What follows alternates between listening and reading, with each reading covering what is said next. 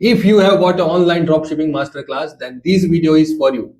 6 महीने में 12 महीने में 1 या 2 करोड़ के रेवेन्यू पे पहुंचा देंगे। यही बोला था ना, शॉपिफाई पे पेज बनाना है, एड्स चलाने हैं और पैसे की तो बारिश हो जाएगी। ये सिखाया गया था।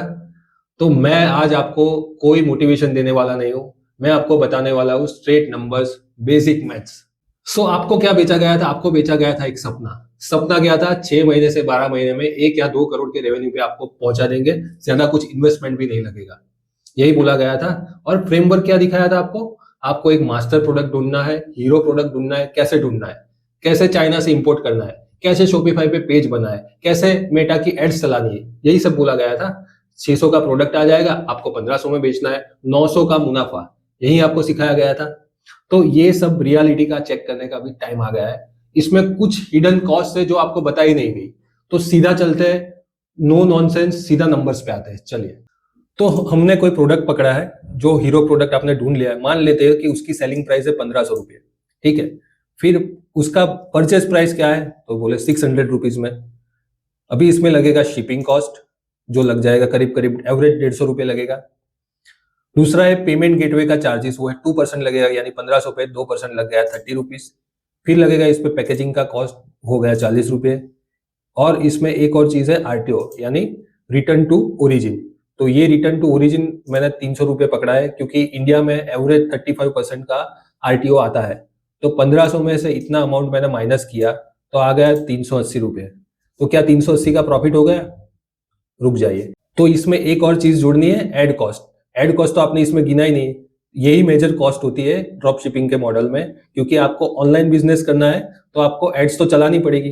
तो एड्स चलाने के लिए जो कॉस्ट लगती है, जो सीटीआर हम बोलते हैं, एड कॉस्ट पर कन्वर्जन, क्लिक थ्रू रेट, तो पर कस्टमर आपको एक प्रोडक्ट बेचने के लिए एवरेज 600 रुपये लगेगा। और ये भी मैंने ज्यादा नहीं गिनी है, ये मैंने एवरेज गिनी है, 600 रुपया तो लगना ही लगना है। तो ये 380 इसमें बचा था, उसमें से 600 माइनस करेंगे तो 220 आपका लॉस है पर प्रोडक्ट। क्या बात कर रहे हैं? शॉकिंग है ना? आप एक प्रोडक्ट बेच के 220 रुपए का लॉस कर रहे हो। अभी इसमें मैंने क्या नहीं जुड़ा है? इसमें मैंने नहीं जुड़ा है शॉपिफाई का जो भी रिन्यूअल चार्जेस आता है, आपकी इलेक्ट्रिसिटी, आपका इंटरनेट का बिल, आपकी मेहनत, ये सब कुछ मैंने नहीं जुड़ा है। तो सोचो, आप एक प्रोडक्ट पे 220 रुपए का नुकसान कर रहे हो। तो चलो इसमें थोड़ा और डीप डाइव करते हैं और समझते हैं कि ये लॉस क्यों हो रहा है, 220 रुपए का लॉस क्यों हुआ। तो मेरे लॉस में मेरे 4 पॉइंट है। सबसे पहला पॉइंट है आरटीओ, यानी return to origin. Return to origin मतलब क्या है कि जो प्रोडक्ट आपने बेच दिया, किसी रीजन से आपके पास कस्टमर ने वापस बेच दिया, उसके रीजंस क्या है? तो बोले सीओडी, मतलब सीओडी वाले कस्टमर्स जो आते हैं वो बोल देते हैं कि नहीं ये ठीक नहीं है, मैं एक्सेप्ट नहीं करूंगा।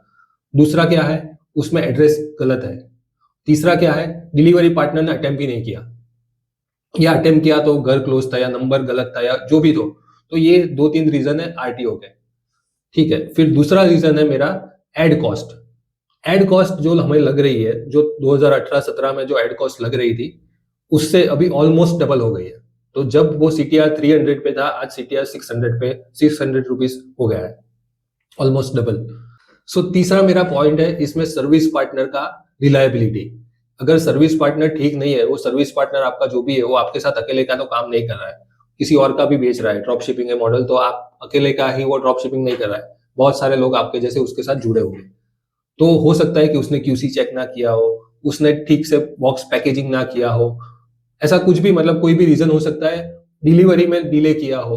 तो ये 3-4 चीजें होती है जिसमें सर्विस पार्टनर का जो भी फॉल्ट है, उसकी वजह से कस्टमर नेगेटिव हो जाता है और वो नेगेटिव रिव्यू डालता है। वो नेगेटिव रिव्यू की वजह से वो कस्टमर भी रिटर्न नहीं होता, और दूसरा वो नेगेटिव रिव्यू की वजह से और कस्टमर भी आपके पास नहीं जुड़ेंगे। तो एक तीसरा पॉइंट है। और चौथा पॉइंट है मेरे पास ब्रांड लॉयल्टी कस्टमर।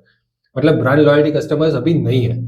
वो लोग क्या करेंगे, आपके पास एक बार प्रोडक्ट ले लिया, भले ही आपका प्रोडक्ट अच्छा हो, आपकी सर्विस अच्छी हो, तो गारंटी नहीं है कि वो दूसरी बार आपके पास आएगा ही आएगा। वो आपके पास उन्होंने 1400 में या 1500 में कोई प्रोडक्ट खरीद लिया, तो नेक्स्ट टाइम वो ढूंढेगा कि ऐसा सिमिलर प्रोडक्ट 1499 में, या मतलब उससे कम प्राइस में कहाँ पे मिल रहा है, तो कहीं पे कम मिल जाएगा तो वो कहीं से ले लेगा। तो अभी ब्रांड लॉयल्टी नहीं है। तो ये मेरा 4 मेजर पॉइंट है जिसपे हमारा ड्रॉप शिपिंग का बिजनेस में लॉस होता है। चलिए इसमें और आगे जाते हैं और समझते हैं कि वो तो मास्टर गुरु ने आपको दिखाया था कि 1 करोड़ का 2 करोड़ का रेवेन्यू था, उसका स्क्रीनशॉट शेयर किया था, उसका लाइव वीडियो शेयर किया था। तो उसमें वो सही था, वो गलत नहीं था, लेकिन कितने परसेंट में? आउट ऑफ 100 कितने लोगों ने 1 करोड़ 2 करोड़ के रेवेन्यू पे हिट किया? अच्छा ठीक है, उन्होंने 1 करोड़ 2 करोड़ का रेवेन्यू पे हिट कर दिया, लेकिन मार्जिन क्या था? प्रॉफिटेबल था कि नहीं था? चलो मान लेते हैं कि प्रॉफिटेबल भी है, 1 करोड़ का रेवेन्यू हो गया, मान लिया कि उसमें 15% का प्रॉफिट किया, लेकिन ये 15% प्रॉफिट किया वो भी बिफोर टैक्स, उसमें भी 4-5 लाख टैक्स में चले जाएंगे। और अगर आरटीओ का हाइक आ गया, पीक आ गया, कुछ भी और रीजन हो गया, तो ये तो लॉस में चला जाएगा। चलो चलो मान लेते हैं कि लॉस में नहीं जाता है, फिर भी मैं समझ रहा हूं कि चलो और सब निकाल के 1 करोड़ के टर्नओवर पे उन्होंने 5 लाख का प्रॉफिट कर लिया, यानी 5% पे उसका EBITDA पॉजिटिव है। तो 1 करोड़ का धंधा करके 5 लाख पॉजिटिव है, तो ये धंधा अच्छा है, लेकिन कर कितने रहे इतना? ये 5 लाख पॉजिटिव EBITDA लाने वाले आउट ऑफ 100 में से कितने हैं? और अगर आपको कोई बोले तो उनको बोलो कि भाई मुझे आपकी बैलेंस शीट दिखा दो, और इसमें से परसेंटेज में लिखा है कि कितने इतने क्वालिफाई हुए। ठीक है, एक आध दो केस शायद मिल जाएंगे 1000 में से, क्योंकि आज इतना कंपटीशन है, ड्रॉप शिपिंग मॉडल काफी पुराना है, इधर डिजिटल मार्केटिंग का भी जमाना है, और उसमें भी इतना इतना कंपटीशन बढ़ गया है कि आप हीरो प्रोडक्ट आप अकेले नहीं ढूंढ रहे हो, बहुत सारे लोग ढूंढ रहे हैं। तो इसमें विनिंग का चांसेस बहुत बहुत बहुत कम है। तो क्या ये ड्रॉप शिपिंग मॉडल ही गलत है, ये धंधा नहीं करना चाहिए? जी नहीं, धंधा गलत नहीं है, धंधा करना चाहिए और आप कर सकते हो, लेकिन कब कर सकते हो?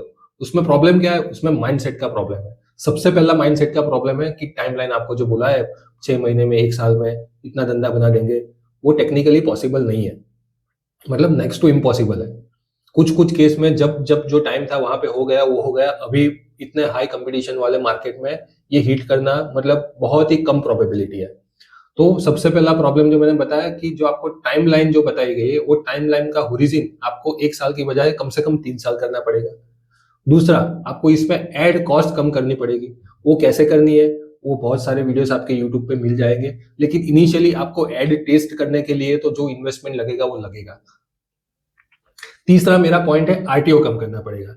अभी आरटीओ कैसे कम करना है, उसके भी यूट्यूब पे बहुत सारे कोर्सेज है या बहुत सारे वीडियोस है, फ्री वीडियोस, आप जाके उस पर देख सकते हो। लेकिन वो करने के लिए भी आपको पहले आपकी एड चलानी पड़ेगी, माल आपको बेचना पड़ेगा, लॉस लेना पड़ेगा, ये जर्नी चालू करनी पड़ेगी। ठीक है, ये शॉर्ट टाइम में नहीं होने वाला है।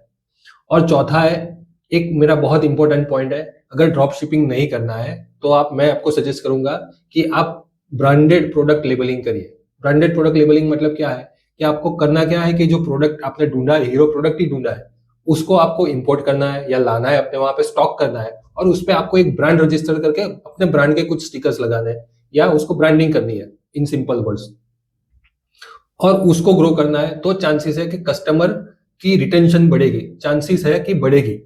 कंपेयर टू दैट, आप विदाउट एनी मार्किंग एक बॉटल बेच रहे हो और अपनी खुद की ब्रांड की एक बॉटल बेच रहे हो, तो उसमें फर्क यह है कि कस्टमर रिटेन होने का चांसेस है। तो ये चौथा भी मेरा एक पॉइंट था। तो ऐसा ऐसे आप करोगे तो ये ड्रॉप शिपिंग मॉडल सक्सेस हो सकता है।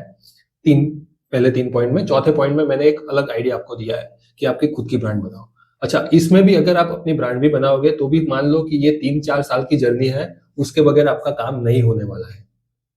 तो मेरा फाइनल वर्डिक्ट ये है कि या क्या है, ड्रॉप शिपिंग बिजनेस करना चाहिए? मैं बोलूंगा हाँ, करना चाहिए, लेकिन उसमें पेशेंस रखना पड़ेगा, टाइम फ्रेम उसकी बढ़ानी पड़ेगी, सिस्टम बनाना पड़ेगा और पैसे भी लगाने पड़ेंगे। अगर ये सारी चीजें आपके पास है, इतना आप अफोर्ड कर सकते हो, तो ये ड्रॉप शिपिंग बिजनेस आप कर सकते हो। सो आज के लिए बस इतना ही। अगले वीडियो में हम लोग प्रिंट ऑन डिमांड के बारे में बात करने वाले हैं, जिसके नंबर्स और भी ज्यादा स्कैरी है। अगर ये वीडियो अच्छा लगा हो तो शेयर करिए अपने उन दोस्तों के साथ जो ड्रॉप शिपिंग बिजनेस चालू करना चाहते हो। लाइक करिए, शेयर करिए, और मेरे channel built in India with जय राठौड़ को सब्सक्राइब करिए ऐसे ही मजेदार वीडियो देखने के लिए। धन्यवाद।